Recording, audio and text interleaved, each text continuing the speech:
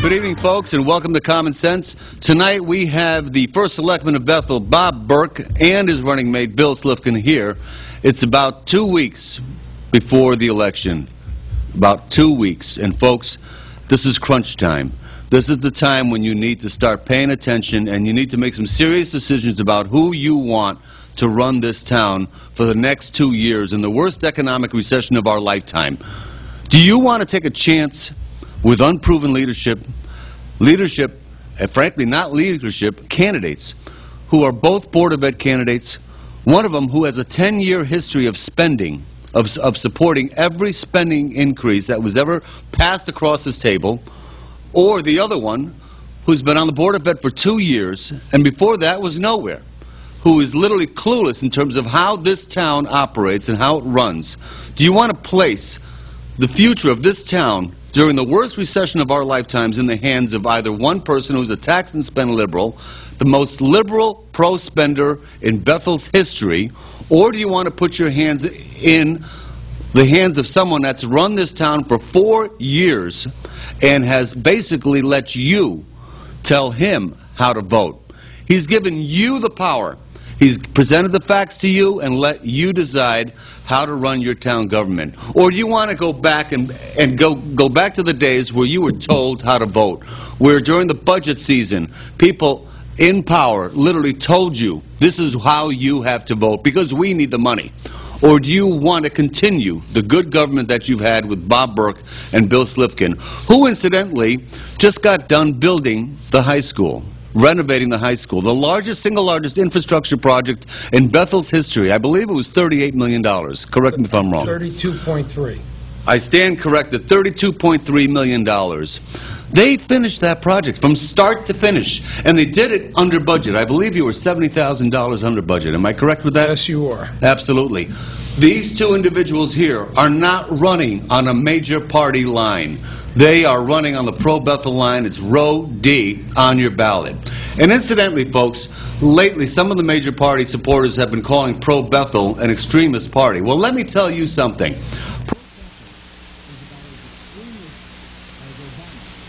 Okay? If that's saying something, I don't know what is. But maybe I shouldn't make that comparison. Please don't. Okay, but the bottom line is this. Pro-Bethel is the party who essentially initiated splitting of the budget. Pro-Bethel, 7 years ago, is the party that initiated updating senior tax relief. Pro-Bethel is the only organization in town that supported building Target. Pro-Bethel is a progressive party. It's a party that believes in common sense. It's a party of only 4 or 5 individuals. I'm the chairman, and even though they call me the chairman for life, there's a darn good reason why I'm the chairman of life. Because recently, this past election season, my very own secretary, Mike Duff, who we supported and who we defended 2 years ago from all kinds of personal attacks, he paid me back by literally trying to deep six our ability to have a caucus. Why? Because he was trying to help out his friend Larry Kravis. Okay? That's politics in Bethel. And that's how dirty it gets, and it gets a lot dirtier than that. And let me fast forward to something that happened today and happened this past weekend. Bob, I'm sure you'll have some comments about that. The News-Times. If anyone doubts whether the News-Times is trying to deep six the re-election campaign of Bob Burke, doubt no more. There was an article in the Sunday News-Times that featured 2 of his opponents, Mr. Knickerbocker and Mr. Krabass, Sunday discussions. Now, guess what, folks? Guess what candidate did not have an opportunity to provide comment? And yet, they put a picture in the bottom of that particular section saying that he didn't provide any comment. Folks, he wasn't given any opportunity to provide comment. That's what the News-Times is all about. They are clearly trying to sabotage Mr. Burke's re-election campaign, and you need to know that. You need to know that your local paper has an agenda. It's had an agenda for a very long time, and furthermore, Mr. Burke, I believe you have a press release that you released today where you announced that you were not going to attend the editorial forum either. And frankly, I'll read some excerpts from that and let you know exactly what Mr. Burke said. I know you wanted to read it. but Go I'll right just ahead. read it real quick. That was given to the News Times today, Bob, and it was given to them because I will not attend their candidate forum because it's ridiculous. They've already made up their mind. They are going to endorse Matthew Knickerbocker. His wife works for the newspaper. They have never given me the benefit of the doubt in any way, shape, or form, and they're a very left-wing, liberal newspaper. They're totally in support of Jason Bartlett, and that's who they run with. And that's all they're going to run with. There's no It doesn't. secret. If I walk on water, they're still going to call me a dirty name. You had you were wasting your time going to that. I'm not going to waste my I time. totally concur with you.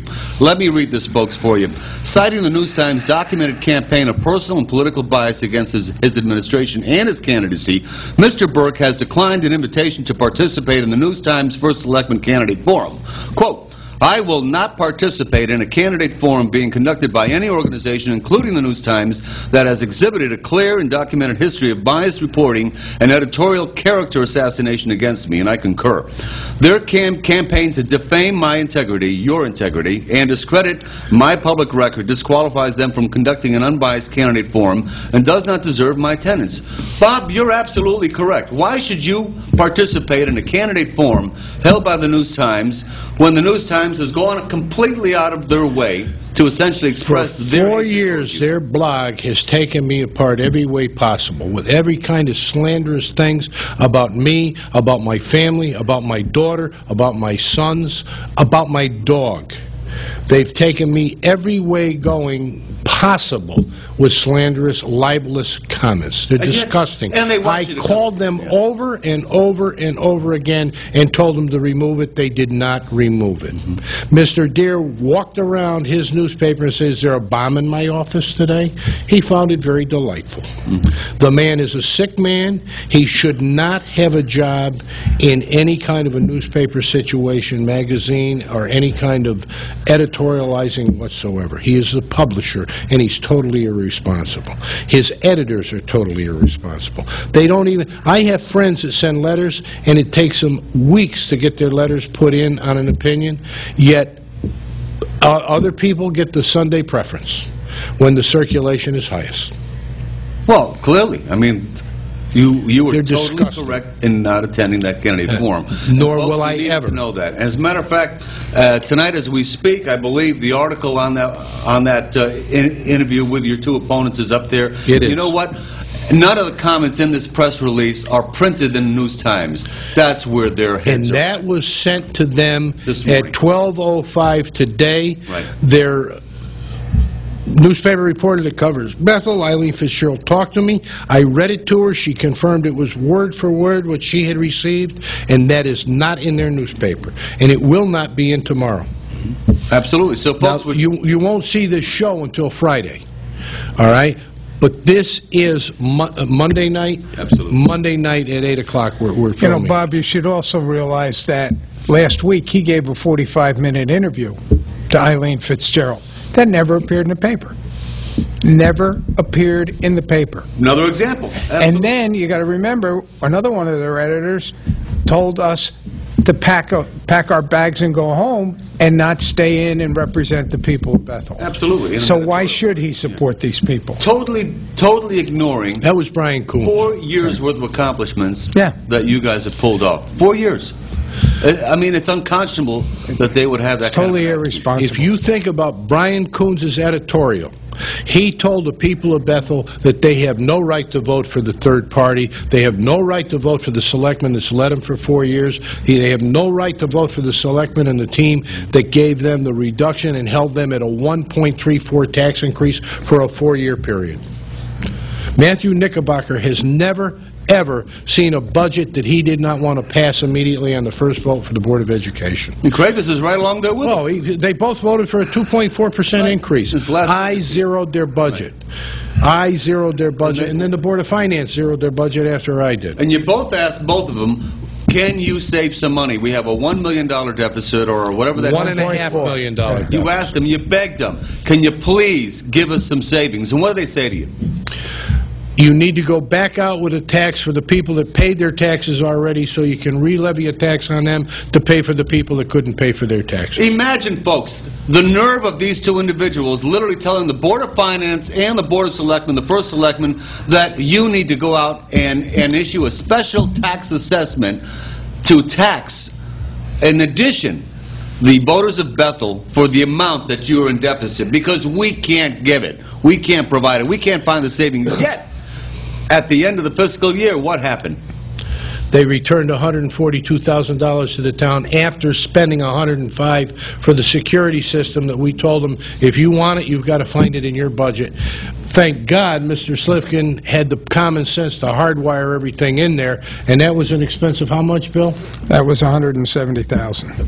And he did that, and that was we would be $170,000 more under budget on the high school, except Mr. Slifkin said if I don't hardwire it, they have to rip it open to put it in. See, that's what the people of this town have to understand the next 2 weeks, that if they don't make the right decision and vote for you two guys, you're going to bring back nothing but lies, nothing but spin, and Knickerbocker's dream was his first priority is to limit town spending and keep taxes in check. In that Sunday article. Bold lie.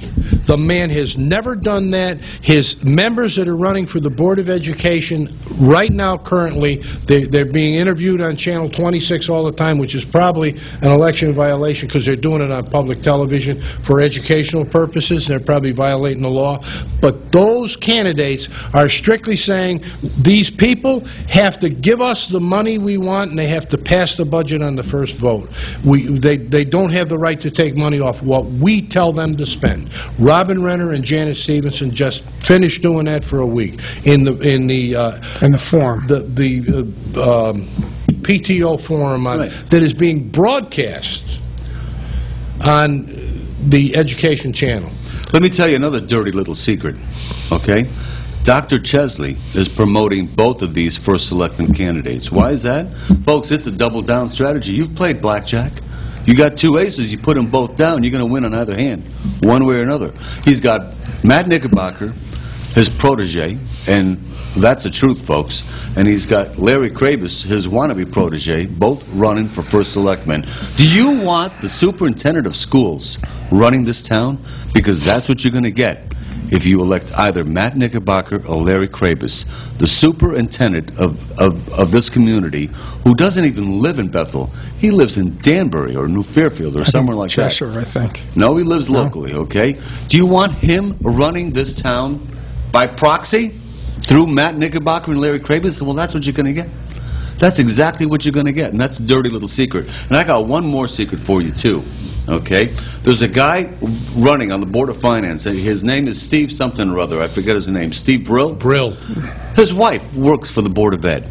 Now, normally, why would that be an issue?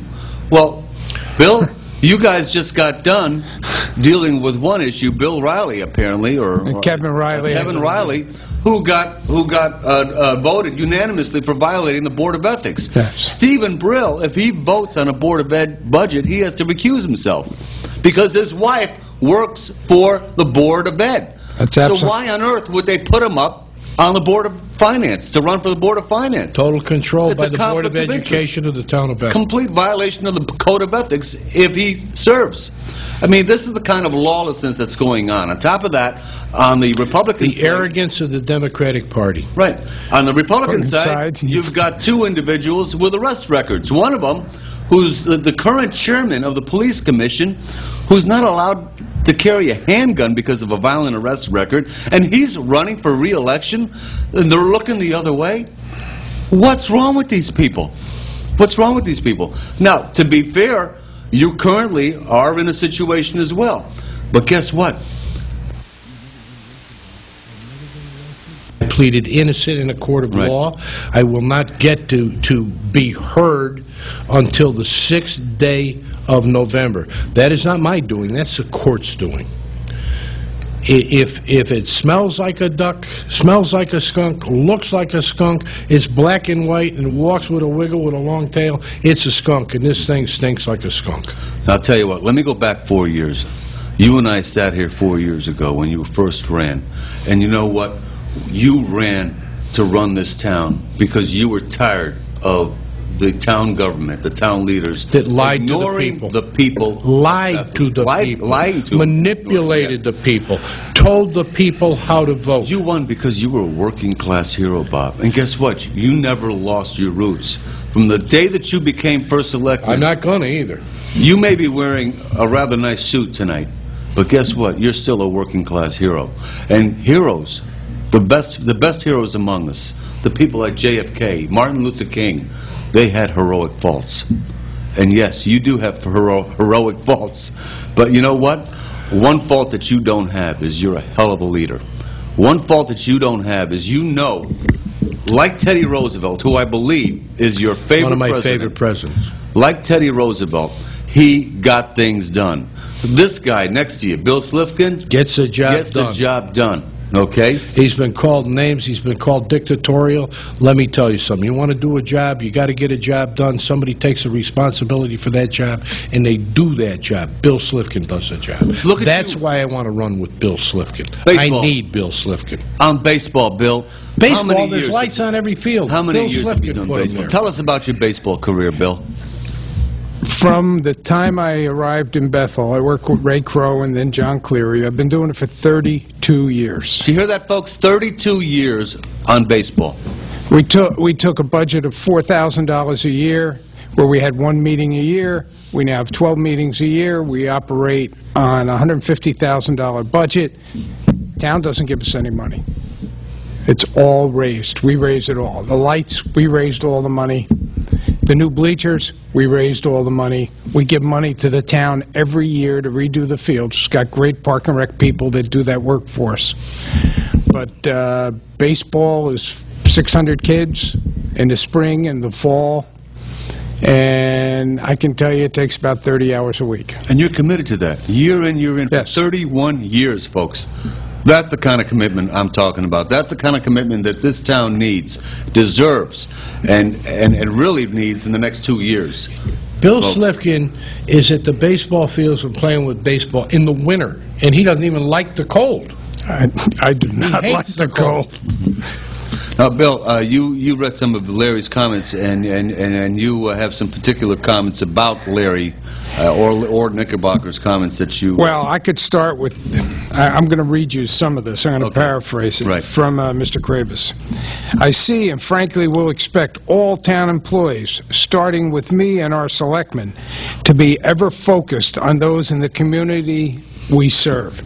To me, that's a slap in the face for the town employees that are working their butts off today, because you've got road departments that are understaffed, you've got public utilities that are understaffed, you've got park and rec that's understaffed. They're working 40 hours overtime, whatever it takes to get the job done. They're doing a great job, and that, to me, if I was a town employee, I'd be highly That's upset. severely insulting to the town employees. These people work their tails off for us. I think it's clueless. They put in extra time. He has I no had guys idea out what this they do. weekend on their own time looking to make sure drains were not clogged. You think And Larry's going to do that? Of course not.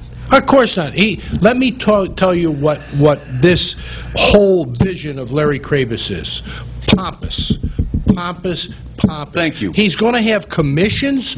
Your job as an elected official is to do. You don't need Commissions to take the blame. Take the blame. Create Let's a have a maintenance commission. program for paid Yeah, roads. we'll have a bipartisan. That's what you're about the elected to do. You got the That's road what you're. department. We're Right. paying you $77,000 a year To run the do it. town. Yeah, Not to that's start what you're creating paid more to do. commissions. Yeah, more To do what? commissions. More. A place to lay blame. A typical corporate move. Are you viewers out there getting this? I hope you're getting this, typical because corporate move. what you're facing here is bureaucracy. You're facing a bureaucrat of the worst kind coming straight at you, and boy, he's like a snake oil salesman. He's really selling it hard now. We're going to hire somebody to have economic development. We have an economic development commission. We have an attorney that gets paid on there. He's a Republican. He hasn't moved anything forward in 4 years. No, I think he's clueless.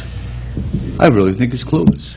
Pompous is a good word. Well, pompous and clueless. Clueless pompous. Okay, good Pompous enough. clueless. You know, That's a Latin name. Pompous clueless. you mentioned that Knickerbocker's first priority is to limit town spending.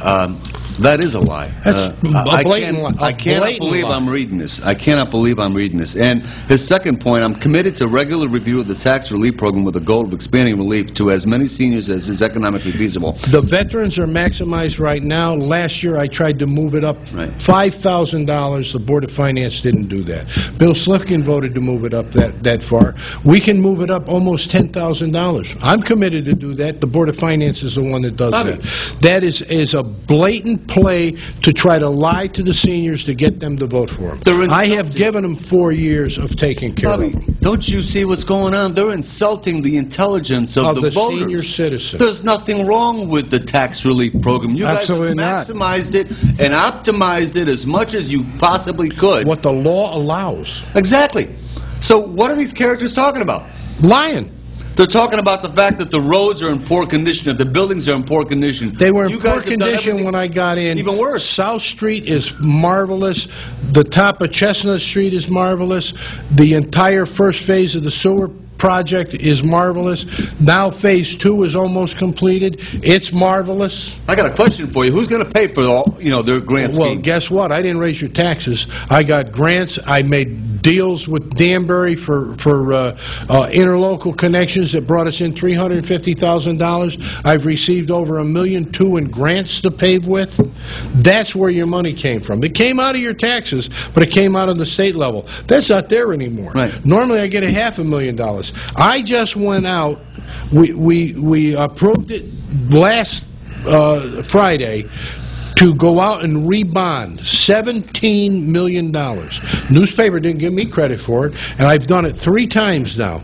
Barry, Karina, and I have been watching and looking, and I told them finally, get it together before this election comes up, get this thing done so we can... $17 million. It's going to save the town somewhere around $700,000. Just last fall, I put $700,000 in the bank. I rebonded $39 million at a 1.5% less rate. All I can say, Bob, is on behalf of the people of Bethel, thank you. Thank you for everything you've done. I live here. My children live here. Right. Bill Slifkin lives here. You live here.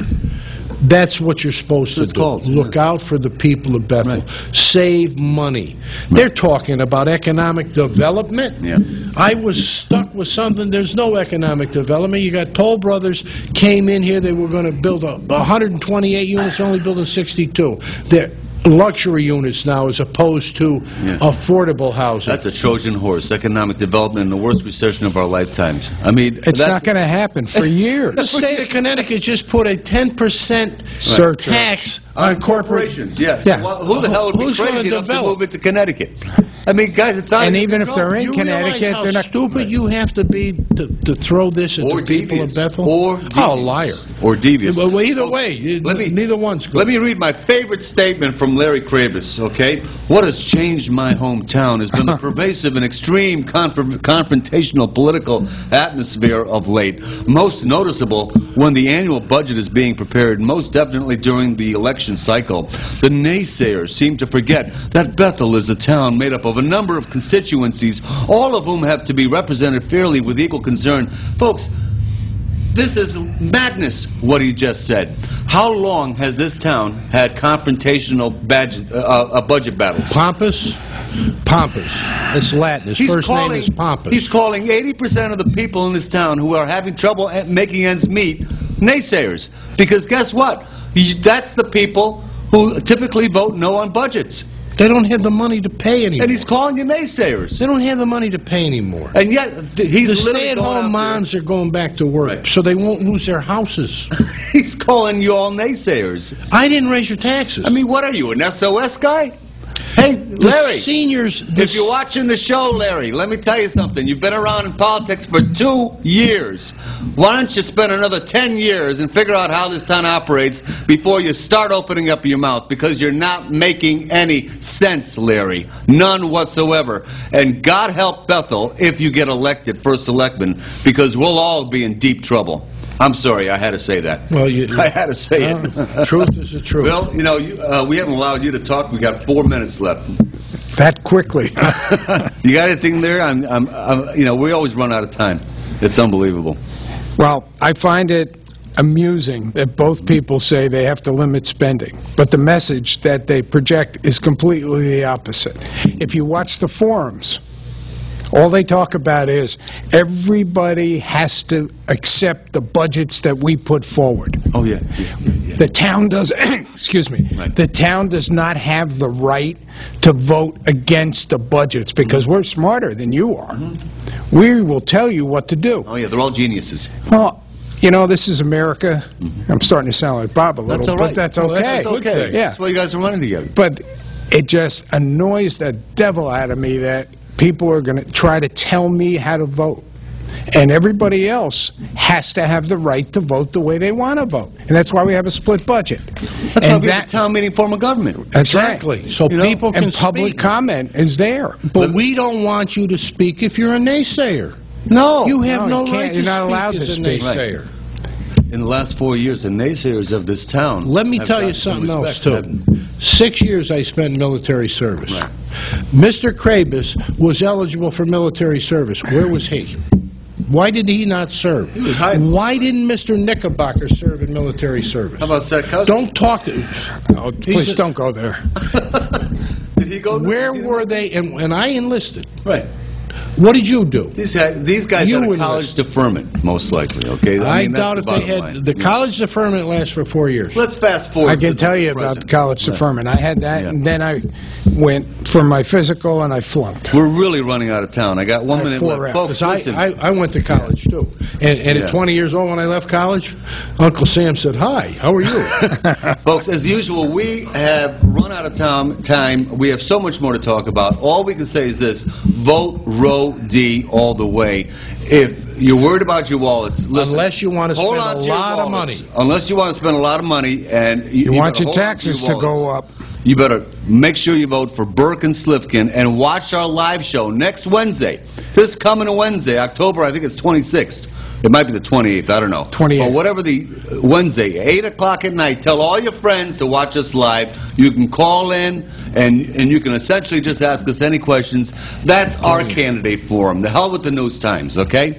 That's all I can say about that. And with that, we do have to go. I must tell you this. It's amazing how your opponents have flip-flopped their messages in the last week. Oh, they're going to change the suddenly next It's all blame about your- taxes. It's all about you Let guys. me hear how they're going to Yeah. lower your taxes. I've done it. I want to know who's I've going to proved pay it for to it. you. I want to know who's going to pay Well, for it. somebody's going Folks, to pay for it. once again, we'll see you next Wednesday. We'll see you next Friday. And make sure you vote for Burke and Slifkin.